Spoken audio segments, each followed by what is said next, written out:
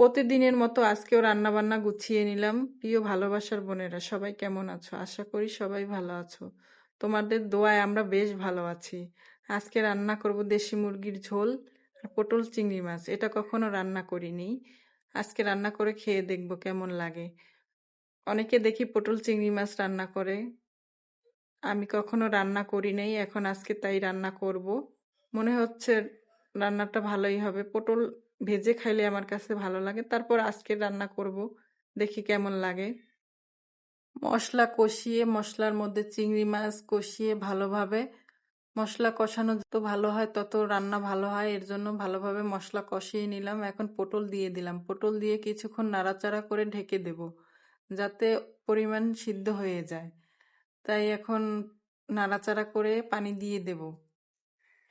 পানি লাগে না পটলে বেশি, পটলই এমনি পানি পানি তরকারি, এর জন্য বেশি পানি দেইনি পটলে, অল্পই পানি দিছি।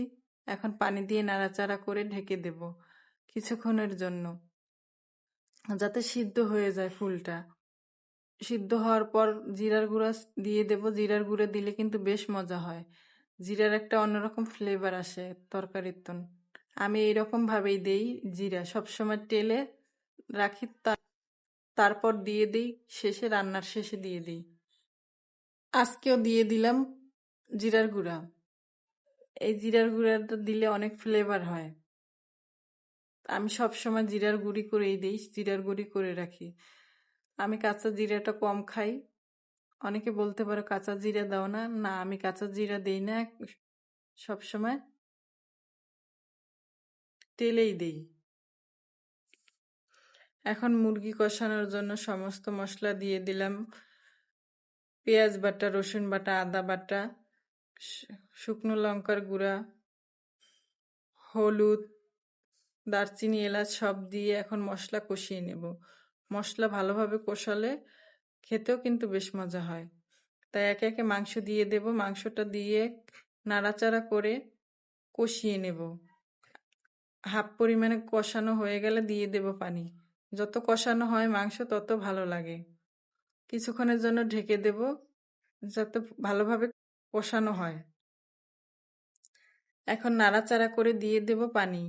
দেশি মুরগার ঝোল কিন্তু অনেক ভালো লাগে, এর জন্য আজকে একটু ঝোল ঝোল রান্না করব।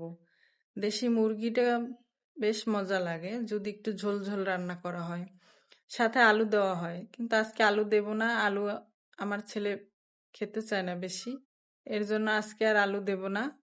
রান্নার শেষে জিরার গুঁড়ি দিয়ে দেব। জিরার গুঁড়ি দিলে কিন্তু বেশ মজা লাগে, ঘ্রাণ অনেক সুন্দর হয়।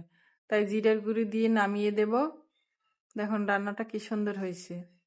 যদি আমার ভিডিও ভালো লাগে আপনাদের কাছে, তাই লাইক কমেন্ট শেয়ার করবেন। সুস্থ থাকুন, ভালো থাকুন। আসসালামু আলাইকুম।